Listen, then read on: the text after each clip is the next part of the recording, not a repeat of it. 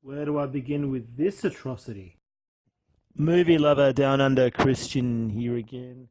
Is it just me, or is Bruce Willis just trying to be exactly like Jason Statham in every way possible?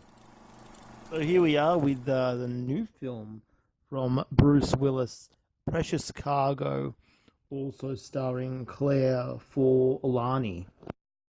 So Precious Cargo is basically this story where Bruce Willis is this mob boss. We have Claire Forlani who owes him money, and he forces her character to steal some diamonds and return the diamonds to him. Might sound like a very stock standard action heist type of movie that's been done in the past, but this film fails on all accounts and on all levels. It is a big disappointment. When I say 2016 is a bad year for cinema, I mean it really is a bad year for cinema. There are some gems out there, but a lot of the cinematic releases are becoming really disappointing. What makes it worse is that the straight to DVD releases are not much better. We're getting releases here in Australia that were released cinematically in America that aren't even getting released here in cinemas because they were just that bad that they were not willing to release them. The critics have been very harsh this year, but they deserve to be because, I hate to say it, but there's been some really big duds this year, and I don't think you could top Gods of Egypt, but I think we finally may have found something in that level. Gods of Egypt, like there can't be a movie worse than Gods of Egypt. But here we have this film. At the end of this movie, there is this scene in the credits where you see this close-up of a pile of dog crap. I think that pretty much sums up the movie here. Bruce Willis plays the same character he's played in every movie in the past few years. Ever since he went downhill in A Good Day to Die Hard, he never really picked himself up again. The dialogue in this film is incoherent. The action scenes are just really poorly shot. There were these gun battles that felt worse than like an 80s cheesy action movie. And the plot was very laughable. I mean, we've seen bad movies this year.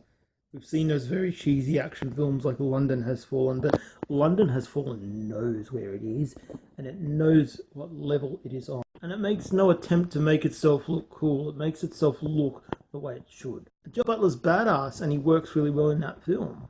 In this film, Willis plays the mob boss type of guy, but he just fails on all accounts. He doesn't act or feel like he should. And you wonder what the producers were doing when they made this film. It's got a very incoherent storyline, very incoherent narrative. Fortunately, this film was well and truly over within 90 minutes. Any more, I think I would have just dropped dead. It's not the worst film to come out this year. I'm sure there's going to be something that might top it. But we thought Criminal was bad. This film just takes the cake. And it knows what it is. It knows it's trying to just be cheap action. You know, maybe we get a blooper reel in an action movie? Like, are you serious? Like, what were they thinking? And these bloopers aren't even that funny. Although the film does have a few redeeming qualities, some of the action scenes were pretty fun. I like that little speedboat chase scene that they had. In the end, it offers nothing new to the genre. It offers nothing new for the viewer. It wasn't very well directed, and it knew what it was getting into, especially because it came out straight to DVD. The producers of the film, the distributors knew what they were getting into. We've had a lot of those type of instances this year with Kindergarten Cop 2, 50 Shades of Black, and those type of films know what they're getting into. With this film, we're getting a washed up former major Hollywood star going on the downward spiral. I'm sorry, Willis. You've really disappointed me with this one. So I think you know where this is headed. This is the kind of movie that I would tell you to avoid, but look, it's really up to you. Make your own decision. You know, the reviewers have said what they've said. The critics are pretty much right on the money when they say this is one of the year's worst. They were right on the money when they said this is one of the year's worst. And I wouldn't even buy this film if it was in a discount bin of a dollar store. With that in mind, I can only give this film a 1 out of 5. Big disappointment.